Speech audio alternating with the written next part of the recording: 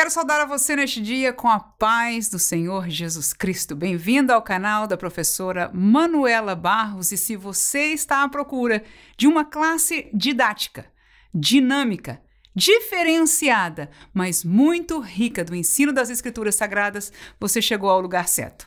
Vamos estudar hoje a lição de número 5 desta série de lições que fala sobre a jornada do crente, a carreira que nos está proposta. E nesta carreira nós encontramos um grande desafio. Em verdade, não um, mas o pastor Osiel propôs para nós os 3 inimigos do cristão. E é sobre este assunto que nós vamos estar estudando hoje. Para tal, nós sempre disponibilizamos para você um roteiro de estudo que é baseado na lição, e como essa lição, a disposição do autor foi a mesma dos 3 inimigos, um após o outro, nós vamos seguir exatamente como está o roteiro da lição bíblica proposta para nós. Portanto, o roteiro nos diz os 3 inimigos do cristão e são eles. Primeiro, o diabo. Segundo inimigo do cristão, a carne. E terceiro inimigo do cristão, o mundo. E quando nós vemos estes 3 inimigos, nós entendemos claramente que o que nós temos adiante de nós para se opor na nossa carreira cristã não é nada fácil. Isso aqui não é historinha, não é conto, é pura realidade. Não só nós saímos do mundo, nós saímos das trevas, entramos pela porta através da fé, a porta que é Cristo Jesus, mas agora nós estamos numa jornada em direção ao céu. E como estudamos aqui, este caminho é apertado, e como se não fora suficiente ser um caminho apertado, nós contamos com 3 inimigos que não nos deixarão até chegar ao fim deste caminho. Mas graças a Deus que nessa jornada, apesar dos inimigos, nós temos a palavra de Deus como guia, nós temos o Espírito Santo de Deus como fortaleza, e nós temos a presença do Senhor nas nossas vidas, e por isso nós seguimos adiante. Amém? Glória a Deus. Vamos falar, portanto, sobre os inimigos que são reais na nossa vida. A proposição do comentarista para esta lição é que o primeiro inimigo que nós vamos tomar atenção na carreira cristã é o diabo. E nós vamos dividir este tópico em 3 subtópicos. São eles: a realidade do diabo, ele existe. Segundo, a descrição do diabo, uma pessoa. E terceiro, a identidade do diabo, que são várias, biblicamente falando. Vamos ao estudo. A realidade do diabo, ele existe. Eu vou levar você primeiramente ao texto de Ezequiel. São 2 textos bíblicos do Antigo Testamento que contam a história deste ser criado por Deus antes da queda. Inclusive relatam sobre a sua queda. Um destes textos é este de Ezequiel, capítulo 28. Nós vamos estar lendo, portanto, estes versículos do 14 ao 17. Diz assim: Tu eras querubim ungido para proteger, e te estabeleci no monte santo de Deus estavas, no meio das pedras afogueadas andavas. Perfeito eras nos teus caminhos desde o dia em que foste criado, até que se achou iniquidade em ti. Na multidão do teu comércio se encheu o teu interior de violência e pecaste, pelo que te lançarei profanado fora do monte de Deus e te farei perecer, ó querubim protetor, entre pedras afogueadas.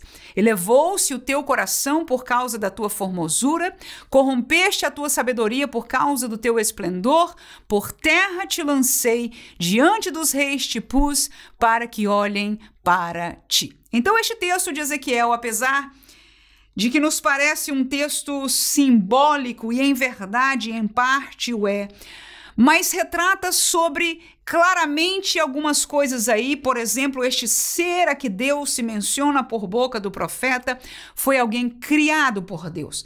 Neste texto também você vai observar que este ser era um querubim ungido, um querubim que tinha uma posição excepcional, meio que de liderança, de grandeza, de formosura no céu aonde ele estava. No entanto, o texto também esclarece que o coração dele se encheu de iniquidade a ponto de pecar contra Deus, e por causa disso ele foi lançado fora da presença de Deus para uma outra dimensão que nós sabemos e lemos em outros textos bíblicos. Aleluia, mas aqui está a primeira menção, como eu disse, são 2 textos no Antigo Testamento, em Jeremias, este Ezequiel, mas está aí um destes que prova, ou que nos mostra, que nos faz lembrar que este ser criado como Lúcifer, como um querubim ungido, como alguém que estava na presença de Deus por causa do seu pecado, por causa da sua iniquidade, ele foi lançado fora da presença de Deus,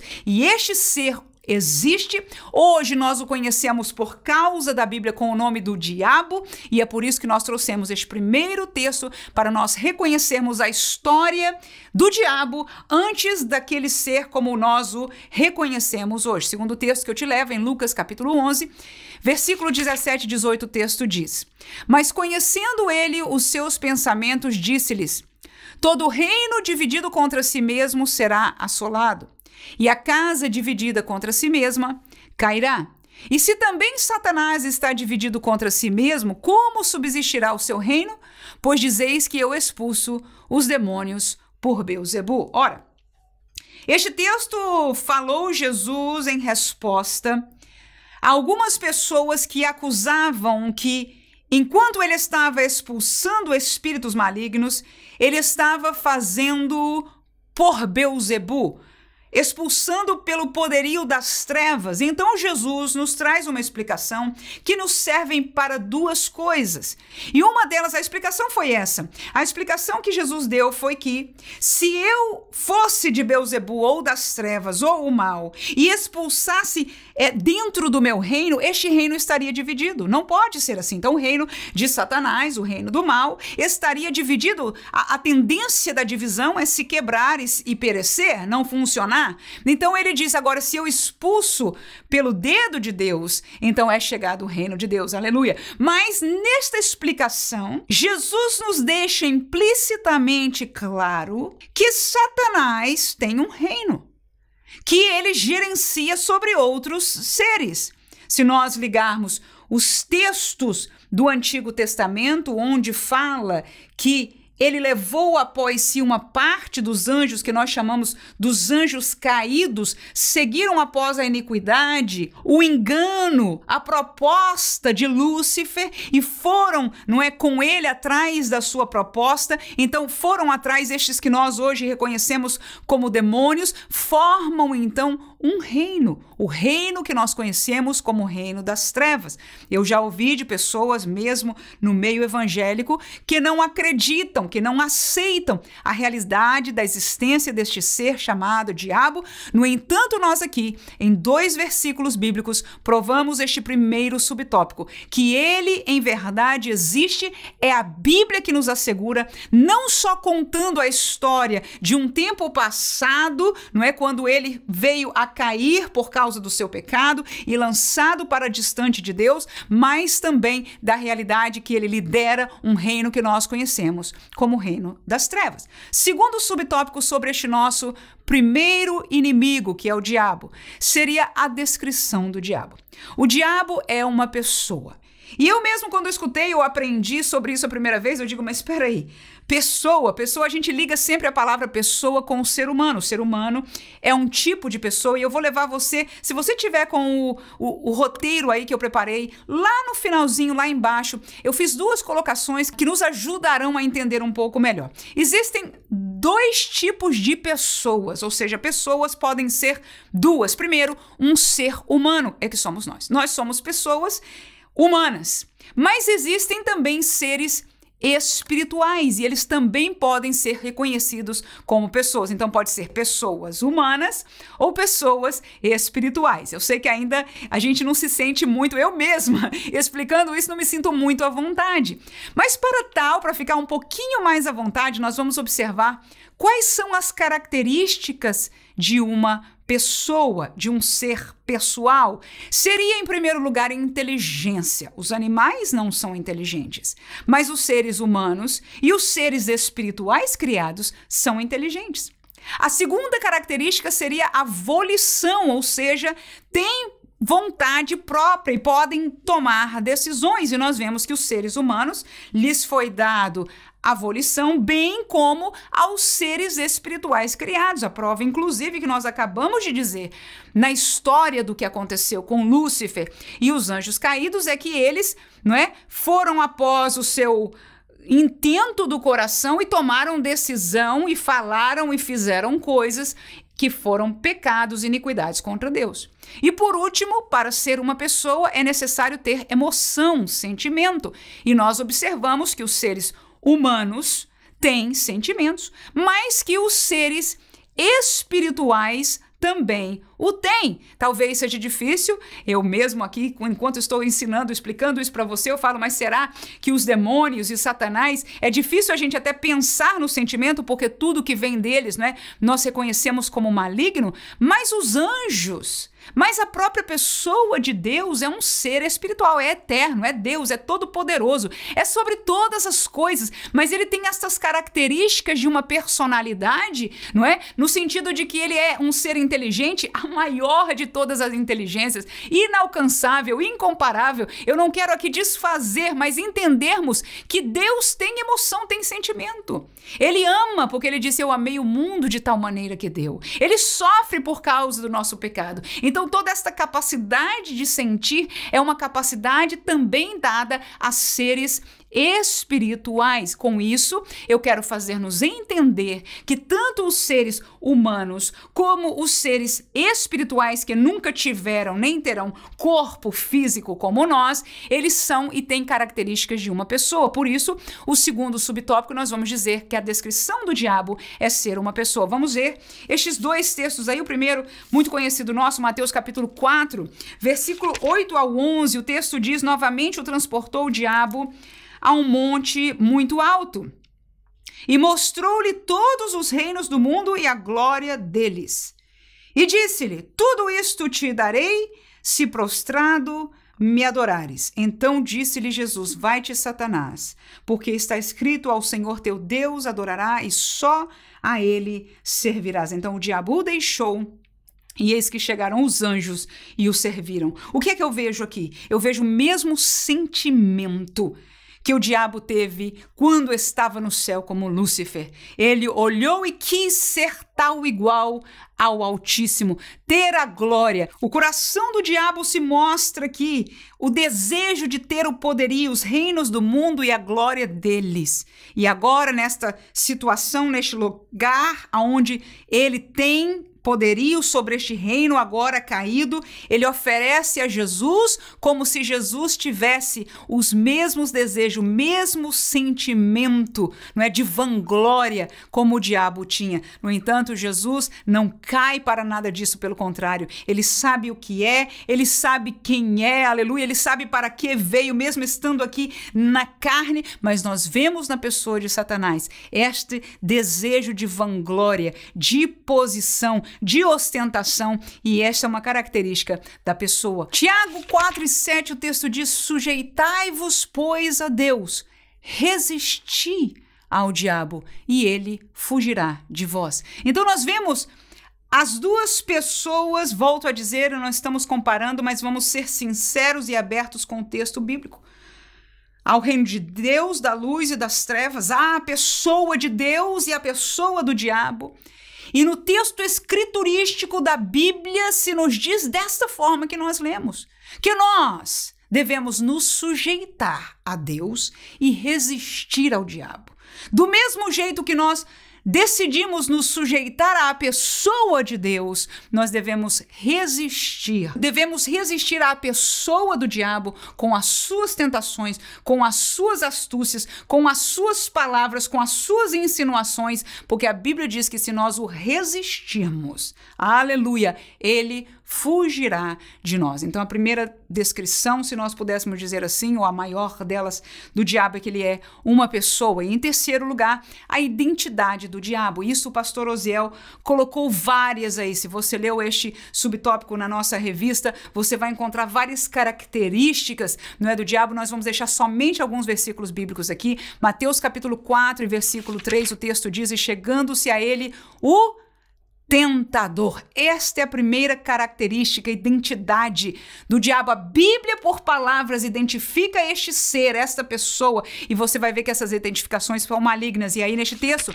chegando o tentador, disse: se tu és filho de Deus, manda que estas pedras se tornem em pães. E ele disse isso a Eva, tentou, ele tem tentado desde o princípio do Éden e até a Jesus, e até a nós, ele continua sendo este tentador. João capítulo 8, versículo 44, o texto diz: vós tendes por pai ao diabo, e quereis satisfazer os desejos de vosso pai. Ele foi homicida desde o princípio e não se firmou na verdade, porque não há verdade nele. Quando ele profere mentira, fala do que ele é próprio, porque é mentiroso e pai da mentira. Outras 2 ou 3 palavras aí para Satanás: homicida, mentiroso e pai da mentira. Então estas palavras caracterizam, dão identidade ao diabo, mas nos faz reconhecer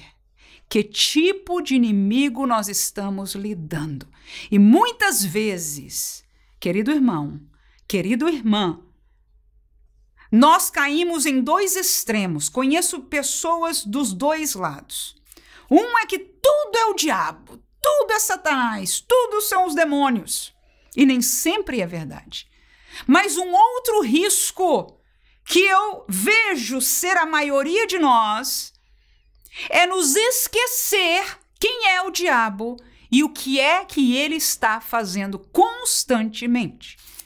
E estas palavras, tentador e mentiroso, são lembranças de Jesus, porque os 2 textos aí foi Jesus quem falou para nós quem ele é e o que ele está e continua a fazer até o dia de hoje.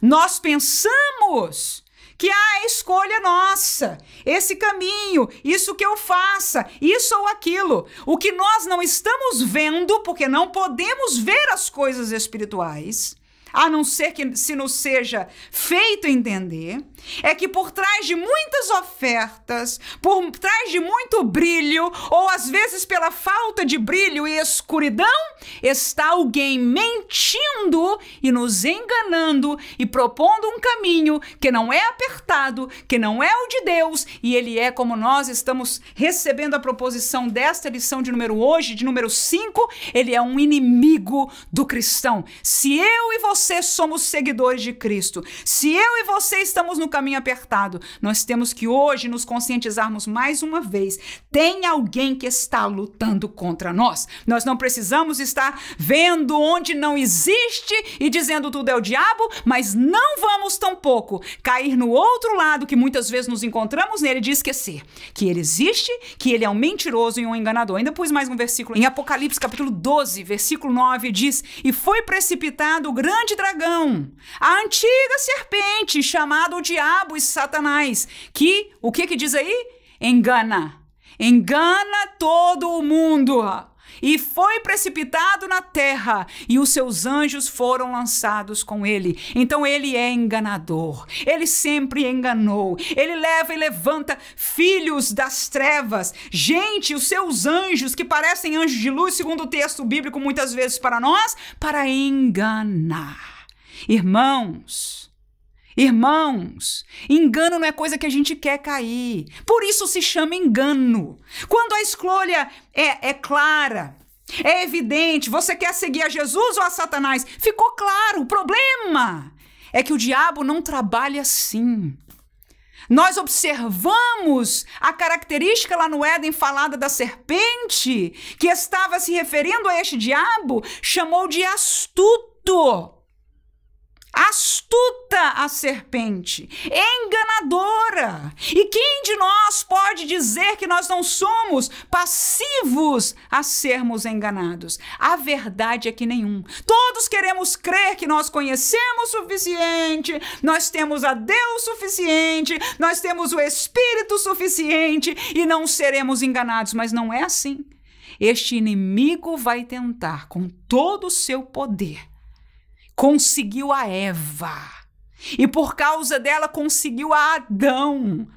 a coroa da criação de Deus, levou após ele a terça parte da criação angelical e continua até hoje trabalhando com astutícia. E muitos de nós até já caiu em algumas delas e não estamos nem conscientes de tal fato. Segundo tópico e segundo inimigo. Primeiro deles, como se não bastasse, o diabo, um agente exterior, mas que luta contra as nossas vidas, tenta as nossas vidas e busca nos enganar para nos tirar desapercebidos, devagarzinho, sem sentir, ainda sussurrando que o que a gente está escolhendo é isso mesmo, não tem problema.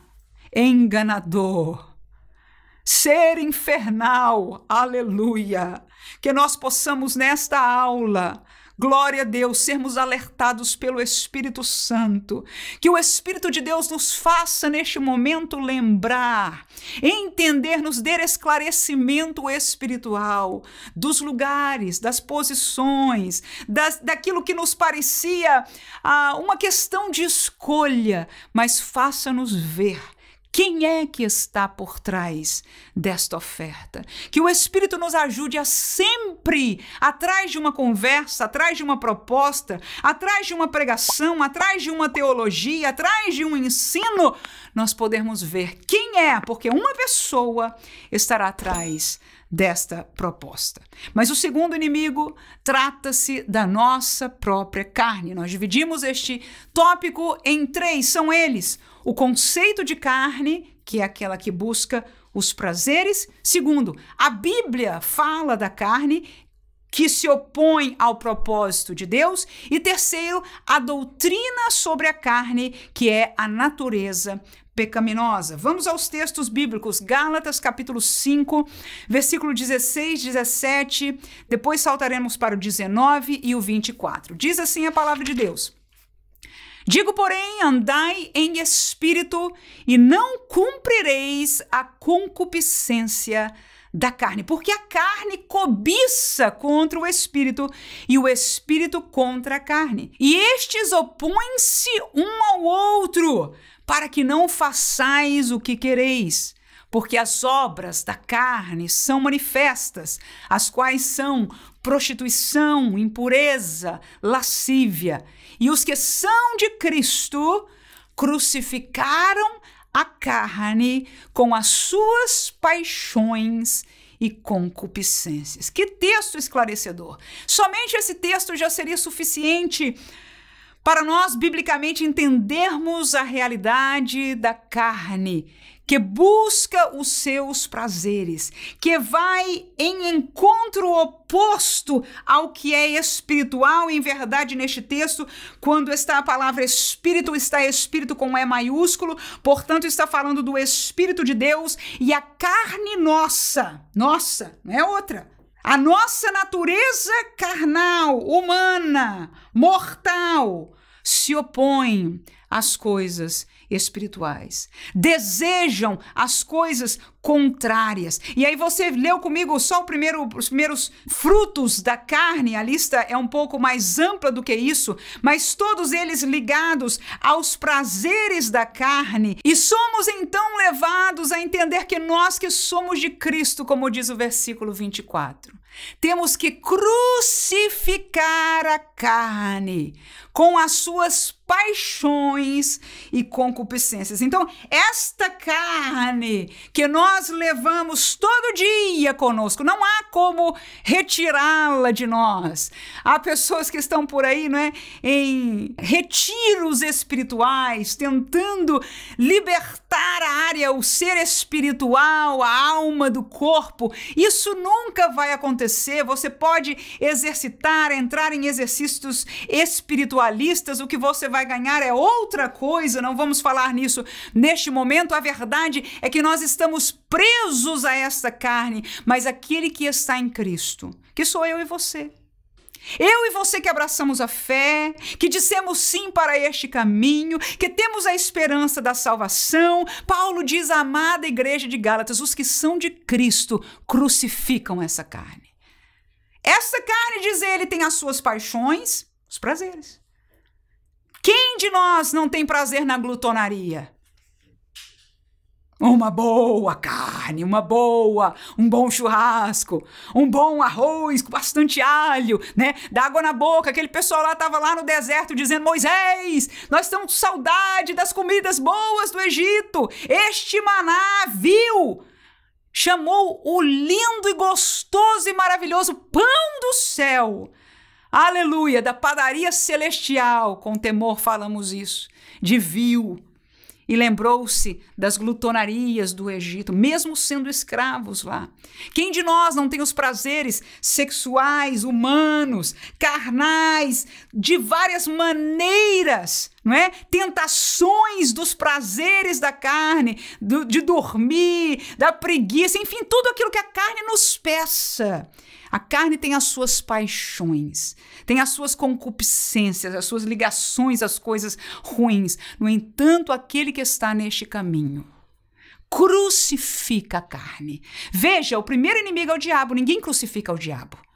A vitória sobre o diabo foi garantida na cruz. Segundo a promessa de Gênesis 3:15, que haveria um nascido de mulher que esmagaria a cabeça da serpente, esta promessa foi cumprida na cruz do Calvário. E este Jesus que morreu, ao terceiro dia ressuscitou, vencendo as ânsias da morte, desceu e tomou a chave do abismo, aleluia, levou consigo o cativeiro, glória a Deus, e foi vitorioso. Esta é a vitória sobre Satanás. Aleluia. Ainda que não é o tempo que ele esteja preso, ele ainda pode tentar, ele ainda pode enganar. Por isso nós estamos estudando que ele ainda é nosso inimigo. Amém? Mas a carne está conosco. Então, como vencê-la? Paulo diz à igreja de Galácia: os que estão em Cristo crucificam a carne. Dói crucificar? Crucificar é deixá-la quietinha, mortinha, presa, não faz, não vai, sinta a dor, mas fique aí. Mas só consegue isso se nós nos alimentarmos da palavra e tivermos comunhão vívida com o Espírito Santo de Deus, que nos dará tal fortaleza para vencer este inimigo, irmãos. Biblicamente, estamos vendo aqui os textos bíblicos. Pastor Ziel não está errado de colocar a carne como um inimigo do cristão. Porque Paulo está dizendo aí, é um inimigo, aliás, disse ele, miserável homem que sou. Vamos ler Colossenses capítulo 3 e versículo 5. Paulo diz, miserável homem que sou, quem me livrará desta carne? Agora em Colossenses ele diz, mortificai. No texto que nós lemos de Gálatas era crucificai. Agora ao Colossenses ele diz, mortificai os vossos membros que estão sobre a terra. A prostituição, a impureza, olha aí, o apetite desordenado, a vil concupiscência, a avareza, que é a idolatria. Então todas estas realidades que a gente vê aí são obras da carne. E o que é que Paulo diz para nós? Mortifique. Ponha ela mortinha. Esta é a tarefa nossa. Este inimigo chamado carne nós vencemos no dia a dia. Somos nós que dizemos não à nossa carne. A tentação é forte, não é a tentação do diabo. Quando a carne está tentada, nem sempre está por trás o diabo, é ela mesmo. Ela é um inimigo em nós mesmos. Mas somos nós que dizemos, quer mais docinho, irmã? Não, irmão, obrigada. E não é o sangue de Jesus tem poder, não, irmãos. É dando, mortificando. Eu sei que eu estou satisfeita. Ah, você quer sair por ali? Olha lá, e etc. Conhecer essa pessoa. Não, irmão, obrigada. Né? Toda a avareza, a toda a concupiscência, aquilo que nós desejamos, o emprego, o dinheiro, aquilo, aquela realidade. Eu não estou falando da nossa necessidade, eu estou falando das tentações da carne. Quando os nossos olhos cobiçam coisas que, na verdade, nós não temos necessidade. E no fundo, o Espírito nos faz saber que nós não devíamos ter parte com ela. Quantos podem dizer amém? Glória a Jesus. Então a carne nós crucificamos, nós mortificamos. Segundo, a Bíblia fala da carne que se opõe ao propósito de Deus. Primeiro, ela é os prazeres. A carne, para nós, é lembrar do que nos dá prazer. A uns é mais para um lado, a outros mais para o outro. Eu tentei exemplificar aqui de maneira geral, mas todas essas, como você viu na Bíblia aí, são obras da carne. Mas em segundo lugar, a Bíblia nos ensina que a carne se opõe aos propósitos de Deus. E antes de eu ler o versículo, eu pergunto para você, e eu pergunto para mim, será que não é a motivação maior da nossa vida, nós que servimos a Deus, agradar a Ele? Cumprir o propósito dele? Muitos de nós passamos, inclusive, meses, anos, procurando de Deus saber, Senhor, qual é o teu propósito para a minha vida? E agora nós vamos estar vendo através destes versículos e deste estudo que a nossa carne é um inimigo contra o propósito de Deus para nós. Romanos capítulo 6, versículo 11 ao 14, diz assim: assim também vós considerai-vos como mortos para o pecado, mas vivos para Deus, em Cristo Jesus, nosso Senhor. Não reine, portanto, o pecado em vosso corpo mortal, para lhe obedecerdes em suas concupiscências. Tampouco apresentei os vossos membros ao pecado, por instrumento de iniquidade, mas apresentai-vos a Deus como vivos dentre mortos, e vossos membros a Deus como instrumentos de justiça, porque o pecado não terá domínio sobre vós, pois não estáis debaixo da lei, mas debaixo da graça. Então este texto nos esclarece no primeiro versículo que lemos, que nós devemos mostrar-nos mortos para o pecado e vivos para Deus. Está aí um lado e o outro, um contra o outro. Morto para o pecado significa estar vivo para Deus. E se nós vivermos para o pecado, nós estaremos morrendo ou nos separando de Deus. E ele instrui aqui esta igreja nova na fé a nós apresentarmos o nosso corpo, a nós obedecermos, a nós nos apresentarmos a Deus e não ao pecado. Então é uma escolha a cada dia, mas é uma escolha de caminhos opostos. Um está oposto ao outro. Por isso nós dizemos, a carne, o pecado, o desejo dela está em oposição ao caminho de Deus. Então nós que agora somos de Deus, devemos apresentar o nosso corpo, apresentar o nosso serviço, apresentar a nossa vida diariamente a Deus. O segundo texto ainda mesmo em Romanos, capítulo 8, versículos 7 e 8, e depois saltaremos para o 10, diz: porquanto a inclinação da carne, ou seja, a tendência da carne, é inimizade contra Deus. Pois não é sujeita, ou seja, a carne é que não é sujeita à lei de Deus, nem em verdade o pode ser. Portanto, os que estão na carne não podem agradar a Deus. Versículo 10. E se Cristo está em vós, o corpo, na verdade, está morto por causa do pecado, mas o espírito vive por causa da justiça. Deixa eu falar duas coisas aí. Primeiro, é o que está óbvio no versículo 7 e 8. Ele diz, olha, a tendência da nossa carne é inimizade contra Deus, porque a nossa carne não se sujeita à lei de Deus, e não poderia ser assim. A nossa carne, ele diz aqui, quem está na carne não consegue, não pode agradar a Deus. E olha, quando nós lemos um texto como o Sermão da Montanha, que nos manda amar os inimigos, quando nós lemos na carta de Paulo a questão da paciência uns com os outros, a questão da resposta branda, e quando eu e você nos lembramos de colocações nossas, uns para os outros, não, ou uns, melhor dizendo, uns sobre os outros, a gente diz, aquele irmão, ele está na carne. Já viu isso, a gente falar isso? Eu já falei. Nossa, meu Deus, aquela, né? Até de mim mesmo, meu Deus, parece que estou na carne, né? O que é entrar na carne? É deixar esta minha natureza tomar vazão. Agora veja que quando esta minha natureza, mesmo de crente, mas é a minha carne, toma vazão para falar, para reagir, para odiar, não é? Para aquilo que a gente já falou em termos de prazeres, mas outras reações como essa não caminha com a lei de Deus, que é amar o meu próximo como a mim mesmo, entre tantas outras. Com a misericórdia de Deus, com o perdão de Deus, que ele disse, se você não perdoar ao teu irmão, você está impedindo o perdão de Deus para você.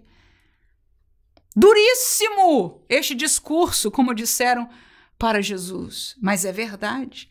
Agora, a nossa carne, se nós dermos vazão a ela, é isso que vai acontecer. Ela vai impedir o propósito de Deus. Ela é contrária, a nossa carne não se submete à lei de Deus. Isso que nós lemos no texto do Sermão da Montanha, de dar a outra face e outras coisas que nós aprendemos no contexto da Bíblia, é impossível, irmãos, se nós vivermos na carne. Escute, por favor, eu acho que a gente ainda não está entendendo isso. O texto de Gálatas, Paulo ao Gálatas, diz, andai em espírito e vocês não vão cumprir a concupiscência, a inclinação da carne.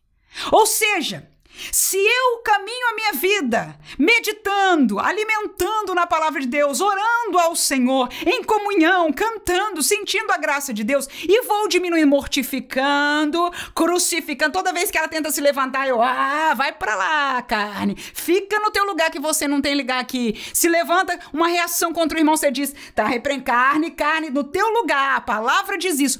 Quando você dá vazão ao Espírito, a carne vai tendo que ficar, porque é você quem está fazendo isso. Quem diz amém? Então, sou eu que tenho que andar em espírito.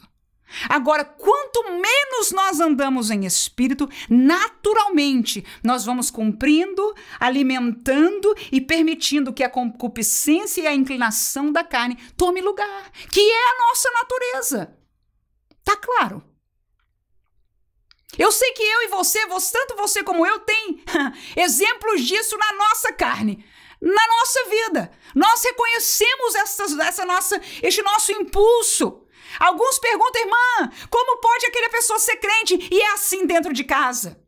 E eu me pergunto para você como eu me pergunto a mim, algumas vezes que dou vazão à minha carne. Como pode, Manuela, se dizer crente, ser professora e ter tal reação? Porque eu sou carne, é um inimigo. Agora cabe a mim, cabe a você, cabe àquele irmão dar ouvido à orientação da palavra.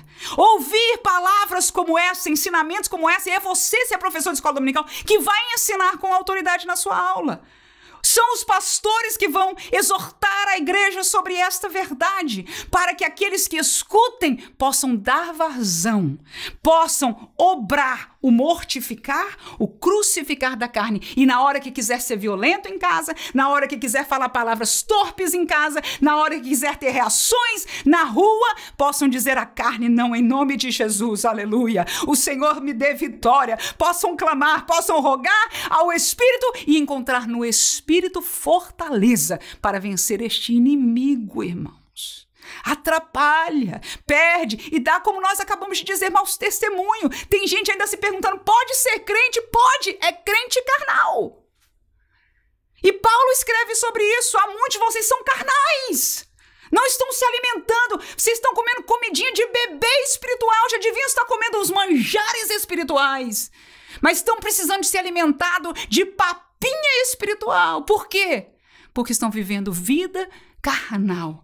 Que Deus nos ajude em nome de Jesus a exercitarmos, a conhecermos a vitória sobre a nossa carne, para que tenhamos como ensinar a outros, para que tenhamos autoridade, para que tenhamos esta vivência, para que sejamos usados na nossa sala de aula, para trazer esta verdade a cada um dos irmãos, porque todos nós estamos nesta jornada e todos nós convivemos com este inimigo chamado a nossa carne. A doutrina sobre a carne é o último subtópico. É uma palavra que o pastor Osiel no comentário repetiu nos 3 subtópicos. Trata-se da natureza pecaminosa. Quando nós viemos para Cristo, nós somos nascidos de novo no Espírito. Como diz o texto de Romanos que acabamos de ler, nós estamos mortos por causa do pecado, mas o Espírito vive. A carne, o corpo está morto por causa do pecado, mas o Espírito vive por causa da justiça. Ou seja, quando nós estamos em Cristo, o nosso espírito ganhou vida. Antes nós éramos mortos espiritualmente, significa separados de Deus. Não tínhamos vida espiritual. Estávamos separados de Deus. Quando aceitamos a Jesus, quando entramos no caminho, o Espírito Santo veio habitar em nós e agora o nosso espírito vive, aleluia. Tem comunhão com o Espírito de Deus, mas o nosso corpo está ainda morto no pecado. Sim. Esta carne é por isso que ela peleja contra nós. Porque ela não foi vivificada, ela ainda não foi transformada, ela ainda não foi glorificada. Será? Mas ainda não foi. Então, no último tópico, nós falamos que a natureza deste corpo, a natureza desta carne, por isso ela torna-se um inimigo, é uma natureza pecaminosa. Vamos aos textos bíblicos. Gálatas, capítulo 6, versículo 8 diz: porque o que semeia na sua carne, da carne se fará a corrupção. Mas o que semeia no Espírito, do Espírito ceifará a vida eterna. Aquilo que nós já explicamos. O que é semear? É alimentar. É jogar a semente. Quem semeia, quem alimenta a sua carne, vai receber o quê? Vai ceifar o quê? Corrupção. Pecado. Distância de Deus. Mas aquele que semeia coisas espirituais, vida espiritual, vai ceifar, aleluia, a vida eterna. Romanos capítulo 8, versículo 8, e depois saltaremos ao 13. Portanto, os que estão na carne, olha lá de novo dizendo, não podem. Os que estão na carne, não podem. Está falando a crente, está falando a crente, a salvo. Que estão na carne, não podem agradar a Deus. É ou não é o que nós queremos? Versículo 13, porque se viverdes segundo a carne, morrereis. Mas se pelo Espírito mortificardes as obras do corpo, vivereis. Então, mais uma vez, a natureza da carne, as obras do corpo, elas é do pecado. E por isso, se você viver, se você der vazão, basta olhar para o fruto da carne, que está listado lá em Gálatas, né? E aquilo ali eu volto a dizer, é a natureza do homem, inclusive do crente. É nascido de novo no Espírito, mas nós, a diferença é que o Espírito tem poder. O versículo que nós lemos ao Romanos diz que o pecado não tem mais domínio sobre nós. Ele pode estar no nosso corpo, mas ele não domina mais. Enquanto antes nós éramos escravos do pecado, escute por favor. Antes de termos a Cristo, nós éramos escravos. Isso é Bíblia, isso é doutrina bíblica. Éramos escravos. Quem é escravo tem poder sobre o seu senhor? Claro que não, isso. Mas hoje nós somos libertos. Mas ainda temos este inimigo, que se nós o alimentarmos e dermos vazão a esta carne, ela ainda está presa, ela ainda está no pecado, ela ainda é corrompida. Nós vamos à morte, distanciar-nos de Deus, porque um se opõe ao outro, não agrada a Deus. Mas se pelo Espírito, aleluia, mais uma vez, repetindo, outro texto, vocês mortificardes, eu mortificar as obras do meu corpo, viveremos. Termino com o texto de Gálatas 5, que são as próprias obras da carne. Que inimigo é este? Que natureza pecaminosa que ainda temos que lutar contra ela? Está aqui, em nós. Vamos ver se não é um inimigo grande? Olha aí, o que a carne nos leva? Se a gente não alimentar e não der fruto espiritual, o fruto do Espírito que agora habita em nós e devia naturalmente, mas se alimentarmos. Mas se a gente cala o Espírito, para o Espírito, não alimenta o Espírito, não dá vazão ao Espírito e alimenta a carne, os frutos dela são a prostituição, a impureza, lascívia, idolatria, feitiçarias, inimizades, porfias, emulações, iras, pelejas, dissensões, heresias, invejas, homicídios, bebedices, glutonarias e coisas semelhantes a estas, acerca das quais vos declaro, como já antes vos disse, que os que cometem tais coisas não herdarão o reino de Deus. Mas eu quero lembrar-nos, irmãos, que Paulo não está falando daqueles que estão presos no pecado. Ele está dizendo, olha, vocês podem andar no Espírito, vocês podem mortificar a vossa carne. Porque, diz o servo de Deus, os frutos da carne são estes. E eu declaro a vocês, disse Paulo àquela igreja. Como eu já disse antes, ele está dizendo aí, como eu já disse antes, que quem comete estas coisas não vai para o céu, não vai para o céu. Você pode ir lá em Apocalipse, no finzinho que ele diz, ficarão de fora. E aí ele lista, uma lista semelhante a esta. Não entra no céu. Mas está falando de gente que já entrou no caminho. Mas o que aconteceu com essas pessoas? Deram vazão à carne, viveram na carne e a carne os levou a pecar, porque você vai ler essas coisas aí, a maioria delas ou é já pecado ou é o caminho para a entrada do pecado, permaneceram no pecado e quem permanece no pecado mudou de um caminho estreito para um caminho largo. E qual é o fim do caminho largo? É o céu? Não, é a perdição. Lição dura, porque estamos falando de inimigos. Graças a Deus que as outras lições falam de bênção, já fomos muito abençoados. Mas, irmãos, a verdade é que conhecer inimigo é parte da sabedoria de Deus. Seria tolice se nós andássemos como a Chapeuzinho Vermelho, desapercebida de que existe um lobo. Se nós andássemos como crianças e meninos que não entendêssemos a astúcia do inimigo, nem a realidade da nossa própria carne. Mas antes de entrarmos no último tópico que fala deste mundo, eu gostaria de convidar você que é professor de escola dominical a estar comigo e com a professora Vânia cada sábado, numa programação que é feita para você, professor. Você que quer melhorar no dinamismo da sua aula, você que quer ter mais capacidade de comunicação, você que quer se olhar no espelho e será que eu sou mesmo um bom professor? E ouvir aprendizados e conversas e discussões. A gente fala sobre livros acerca de comunicação, sobre didática e tantas outras coisas que são uma bênção. Tem sido para muitos, é crescente o número de pessoas que têm estado conosco. E eu quero convidar a você também para participar todos os sábados, às 21 horas, horário de Brasília. E este vídeo que é trazido ao vivo, nós estamos transmitindo ao vivo neste horário, mas se por acaso você não puder estar, fica disponibilizado aqui no nosso canal para que você possa apreciar este estudo depois. Vamos ao terceiro inimigo? Vamos lá, força adiante, porque é o último que nós vamos estar olhando, mas graças a Deus, como disse, porque a Bíblia nos instrui sobre a realidade. O terceiro é o mundo. Primeiro subtópico, a Bíblia explica o mundo. Segundo, a concupiscência do mundo. E terceiro, vencendo o mundo. 1 João capítulo 5, versículo 19. O texto diz: sabemos que somos de Deus e que todo o mundo está no maligno. Irmãos, eu li um versículo como esse e os outros que eu vou ler aqui. E até eu tenho dificuldade, porque Jesus orou por nós no capítulo 17 de João. E ele disse: Pai, eu não peço que os tire do mundo, mas que os livre do mal. E uma série de outras coisas ele orou ali. Mas ele podia ter pedido: olha, eu vou para o Pai agora e leva todo mundo comigo, quem já aceitou até aqui. Mas não foi essa a colocação.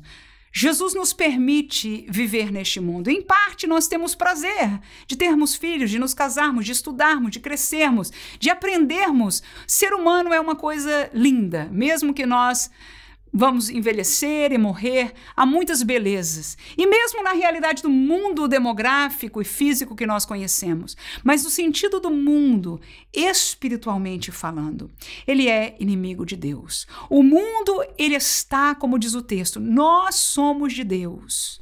Espiritualmente, há uma diferenciação, há uma barreira, há uma separação e deve haver. E nós esquecemos como crentes de que isso existe. Que espiritualmente aquela pessoa tão agradável é do mundo, portanto, está no maligno. Você lembra quem é o maligno? Então, a operação, a virtude que vem desta pessoa pode ser somente duas. Escute, por favor. Muito importante. Ou ela é natural, ou ela é espiritual maligna. E o discernimento entre uma e outro é um discernimento espiritual. E alguém pergunta: por que nos dias de hoje nós devemos ser batizados no Espírito Santo? Para pedir a Deus discernimento de espírito e podemos discernir se aquela conversa do companheiro de trabalho, da amiga da escola, tem uma virtude espiritual de engano que vai atingir o mais íntimo do nosso ser e trazer consequências que nós não entendemos. Porque muitos de nós abrimos o coração para uma lágrima, para uma história, e depois começamos a sentir uma depressão, algo raro em nossas vidas, não entendemos por quê. E não entendemos que foi uma seta espiritual, porque o mundo está no maligno. As obras, os desenhos animados, os filmes, as novelas, os seriados, aquilo que nós vivemos do mundo, os prazeres do mundo, a beleza do mundo, é do maligno. E por mais que nós, como crente, encontramos algum prazer, e até porque parte deste mundo criado, com certeza a natureza é de Deus, mas vamos entender que espiritualmente o mundo é do maligno. E com este cuidado é que nós temos que caminhar. E é por isso que a Bíblia nos ensina: vamos andar com o de Deus. Ah, o de Deus não é perfeito, aquele enganou, aquele é carnal. Tá bom, irmãos, mas é melhor do que o mundo, porque está no maligno. Pelo menos este é crente carnal. Você sabe, entre você e ele, tá difícil até às vezes comparar a carnalidade. Amém, irmãos? Amém, irmãos? Vamos ser sinceros. Porque a gente aponta, fazer feito alguém diz, que você aponta para um dedo, tem 3 virados para você, não é assim? Então que Deus nos guarde em nome de Jesus, porque eu e você, com as nossas dificuldades, nós somos crentes. Aleluia! Nós não estamos no maligno, nós somos de Deus. João capítulo 15, versículo 18 e 19, se o mundo vos aborrece, sabei que primeiro que a vós me aborreceu a mim, Jesus disse. Se vós fosseis do mundo, o mundo amaria o que era seu, mas porque não sois do mundo, antes eu vos escolhi do mundo, é por isso que o mundo vos aborrece. Agora eu pergunto, tem crente que está mais amado pelo mundo do que da igreja. Será que tem alguma coisa certa ou errada com esse crente? Diga aí, por favor. O pessoal diz, não, esse entende, esse tem mente aberta. Crente de mente aberta. Eu não sou contra a mente fechada.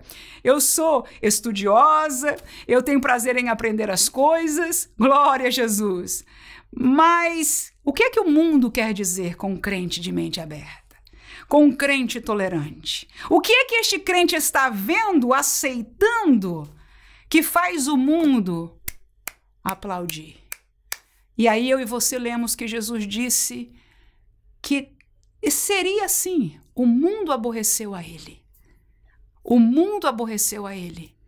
E que nós, porque somos dele, é normal que nós sintamos este aborrecer do mundo. Então, irmãos, espiritualmente, eu já vivi isso algumas vezes. A gente é agradável com a pessoa, fala, faz tudo bonitinho, conforme o figurino. Tem uma reação, parece que é uma coisa por dentro. O que é isso, irmãos?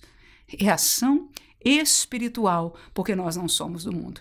1 Coríntios capítulo 2, versículos 6 a 8 diz, todavia falamos sabedoria entre os perfeitos, não porém a sabedoria deste mundo.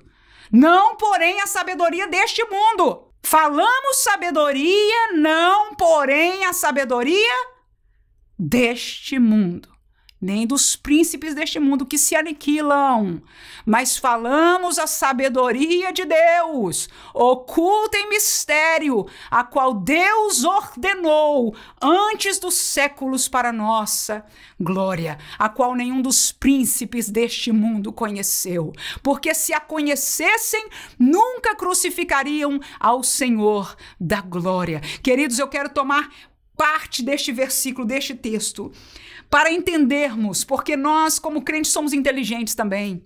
Eu mesmo sou uma que gosto da sabedoria, gosto de entender as coisas, gosto de conhecer. Mas quando eu olho para a sabedoria humana, muitas vezes o que eu enxergo são pessoas atrás da busca daquilo que Deus já revelou a verdade para nós. Nós conhecemos por este livro aqui a sabedoria de Deus. E este texto de Paulo aos Coríntios, uma igreja que apesar de espiritual, era carnal também. Tinha dons espirituais, mas vivia problemas sérios. Mas Paulo, a esta amada igreja, porque Jesus nos ama, quem diz amém? Na nossa dificuldade, mas se está no caminho estreito, se está mortificando a carne, se está lutando, está contando com a mão e o braço e o apoio de Jesus. Quantos podem glorificar a Deus? Ele disse, olha, a sabedoria dos homens não é a nossa, não é a de Deus. A sabedoria dos príncipes não é a perfeita. Nenhum deles conheceu a sabedoria que nos é feita conhecer aqui. Glória a Jesus. Então, a palavra de Deus diz que a Bíblia explica ao mundo a sabedoria deles. Escute, por favor. Escute, por favor. É outra sabedoria. E às vezes nós, até como crentes, não, mas eu vou estudar filosofia, porque, e etc, e eu tenho que estudar isso. Cuidado, irmão. Cuidado com como vai o nosso coração aberto para com a sabedoria do homem. Eu posso dizer uma verdade para você. A sabedoria que esta palavra, eu digo isso por ter visto, lido, vivido, convivido, analisado. É de longe, irmãos. É de longe superior. Todos estes grandes nomes do passado da filosofia buscavam humanamente os que estavam... Porque tanto eles, eu vou falar uma coisa que é meio profunda aqui. Tanto eles como aquela colega de trabalho que eu acabei de falar. Lembra? Só pode falar, escrever, pensar e colocar para fora duas vertentes, ou humana ou espiritual maligna. Ou seja, muitos destes homens do passado, você conhece nomes como Aristóteles, enfim, podíamos citar alguns outros filósofos, enfim, buscavam sabedoria humana e muitos do que seus escritos são intenções de encontrar discernimentos, verdades e sabedoria humanamente falando. Entre as suas Colocações humanas às vezes aparecem, em alguns muito mais aparentes do que em outros, realidades espirituais que são contrárias a Deus porque são do maligno. Então, se nós buscamos a sabedoria, que possamos primeiro, não depois, primeiro nos revestir, conhecer, clamar, orar, pedir batismo no Espírito Santo, pedir discernimento, pedir proteção, para que quando e se o Senhor nos permitir este conhecimento, tenhamos a sabedoria de Deus para ancorar, para proteger e para entender que a dele é a maior e verdadeira. E aquilo que é natural destes filósofos, eu às vezes rio, eu falo, meu Deus, quanta busca, não é? Quanta coisa que a intenção deles era o melhor e chegaram até a conhecer certas coisas. E eu aqui parece, não tenho estudo comparado com alguns deles que deram a sua vida aos estudos, nenhum, mas porque conheço a verdade de Deus sobre o ser humano, ele já me fez entender o ser humano aqui. Escute, igreja. Ninguém conhece mais o ser humano do que Deus. Ninguém conhece mais. Ele não criou só o corpo, não. Ele criou a tua alma. Ele criou a natureza espiritual. Nós somos tolos.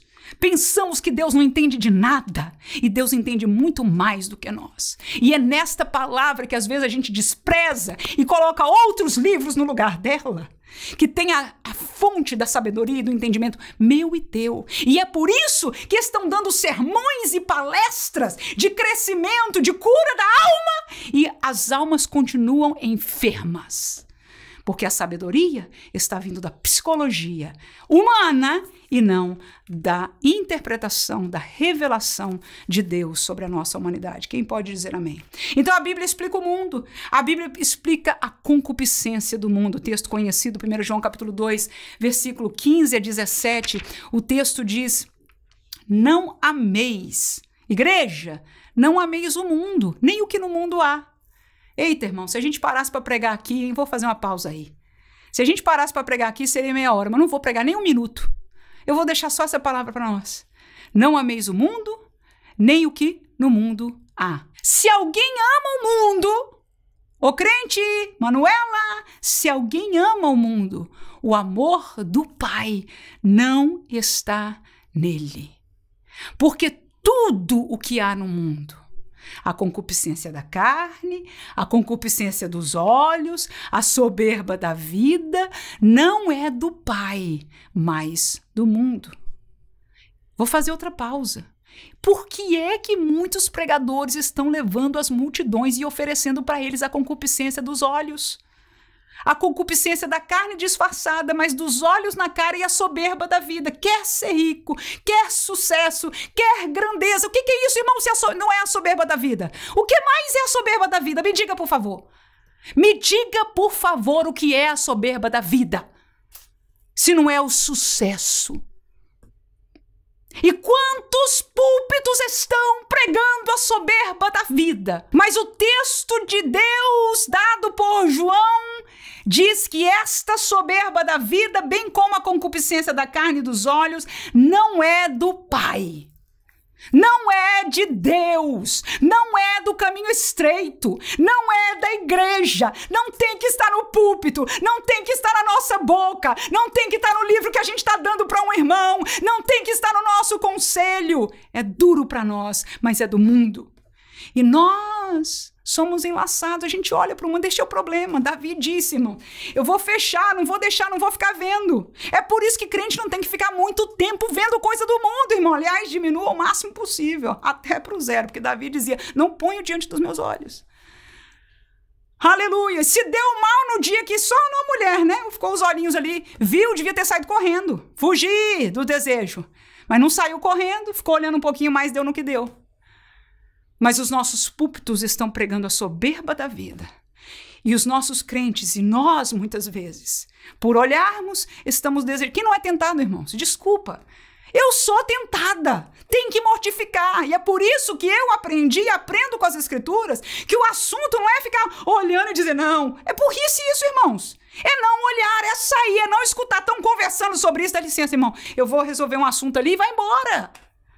Porque a soberba da vida nos atrai, o mundo nos atrai, mas o texto continua dizendo: o mundo passa, o mundo passa, o mundo passa, e a sua concupiscência, mas aquele que faz a vontade de Deus permanece para sempre. Quem é este? Somos nós, pela sua graça, se permanecermos fiéis. João capítulo 16, versículo 8, diz o texto bíblico: e quando ele vier, convencerá o mundo do pecado e da justiça e do juízo. Ou seja, o mundo está perdido nisso, mas o Espírito é quem vem convencer. Efésios 2:2, o texto diz: em que noutro tempo andaste segundo o curso deste mundo, segundo o príncipe das potestades do ar, o espírito que agora opera nos filhos da desobediência. Ou seja, éramos nós que em outro tempo andávamos no curso, no caminhar deste mundo, mas agora não mais. Então entendemos que o mundo, este caminhar do mundo, este espírito que opera no mundo é inimigo de Deus e, portanto, o mundo é inimigo nosso. Falamos de Satanás, falamos da nossa carne e terminamos com o mundo. E agora, o último subtópico é como vencer o mundo. João capítulo 12, versículo 27 ao 33, o texto diz: agora a minha alma está perturbada. E que direi eu? Pai, salva-me desta hora. Mas para isso vinha esta hora. Pai, glorifica o teu nome. Então veio uma voz do céu que dizia: já o tenho glorificado, e outra vez o glorificarei. Ora, a multidão que ali estava e que tinha ouvido dizia que havia sido um trovão. Outros diziam: um anjo falou. Respondeu Jesus e disse: não veio esta voz por amor de mim, mas por amor de vós. Agora é o juízo deste mundo. Agora será expulso o príncipe deste mundo. E eu, quando for levantado da terra, todos atrairei para mim. E dizia isto significando de que morte haveria de morrer. Como nós vencemos o mundo? A primeira vitória e a maior dela foi a vitória de Jesus. Ele venceu este mundo. E a vitória de Jesus, ele pergunta à minha alma, ele diz: a minha alma está perturbada. E ele pede ao Pai: Pai, salva-me desta hora. Mas para isso vim, e o resto é repetindo a obra que ele veio fazer, a vitória, o que ele veio conquistar. Mas ele sentiu esta força, não é? E pediu ao Senhor: salva-me. No entanto, ele diz: seja feita a tua vontade. Neste versículo que nós lemos: para isso eu vim, fazer a vontade de Deus. A convicção, o chamado, a certeza de quem nós servimos é a primeira vitória contra o mundo. E Jesus venceu o mundo. E nós, como Jesus, podemos nos lembrar: para isso o Senhor me salvou, para caminhar no caminho apertado. Ele está comigo, e esta vitória que vence o mundo é a nossa fé. Gálatas capítulo 6 e versículo 14. Diz a palavra de Deus: mais longe esteja de mim de gloriar-me, a não ser na cruz de nosso Senhor Jesus Cristo, pela qual o mundo está crucificado para mim e eu para o mundo. Não poderíamos terminar em um versículo melhor do que este. A glória do ministério, a glória da vocação, a glória de compartilhar a palavra, a glória de ser crente. Diz Paulo: longe, longe de mim esteja de me gloriar. Por quê, irmãos? Porque eu e você conhecemos que o diabo e a carne e o mundo são uma realidade, um inimigo, e tenta a gente sim. Mas ele diz que a minha glória não possa ser outra a não ser a cruz de nosso Senhor Jesus Cristo. Porque foi por ela, foi pela cruz, foi na cruz onde um dia eu vi que o mundo foi crucificado para mim e eu para o mundo. Que Deus nos guarde, que Deus nos ajude a mortificarmos, a crucificarmos o mundo. Que o Espírito nos ajude, e eu peço isso fortemente, a começar de um pedido para o meu coração de entender.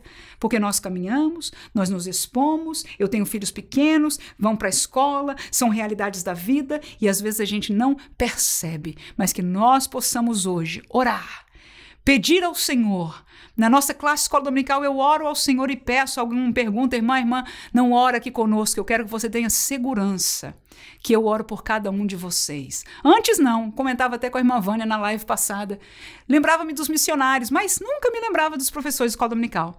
Mas desde que o Senhor nos trouxe a este trabalho, aqui com você, a cada domingo, eu quero dizer para você que durante a minha semana, eu os levo em oração. Cada pedido que os irmãos às vezes colocam, irmã, eu estou começando a ser professor agora, ora por nós. Estou orando com você. Estamos batalhando junto. E a cada classe que nós ensinamos aqui, eu sei que você vai, ao ter ouvido esta pré-aula, você vai estar no domingo ensinando a um grupo de irmãos. Eu oro e peço ao Senhor que te use, que te dê ousadia, aleluia, que te faça crescer no conhecimento, no entendimento da palavra. E por que não, na capacidade de comunicá-la também. É para isso que nós fazemos a live aqui no nosso canal, para que em todas as coisas nós nos preparemos melhor para servir ao Senhor e que os nossos irmãos, os nossos alunos entendam a realidade dos inimigos, mas que em Cristo, aleluia, possuam e sigam na vitória que nos está proposta. Amém.